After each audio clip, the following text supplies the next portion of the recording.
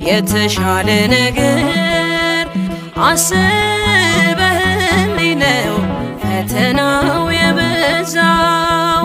ነገ መልካሙን ቀን ያለው በዚህም አምናለው። የተሻለ ነገር አስበህልኝ ነው ፈተናው የበዛው። ነገ መልካሙን ቀን ያለው በዚህም አምናለው።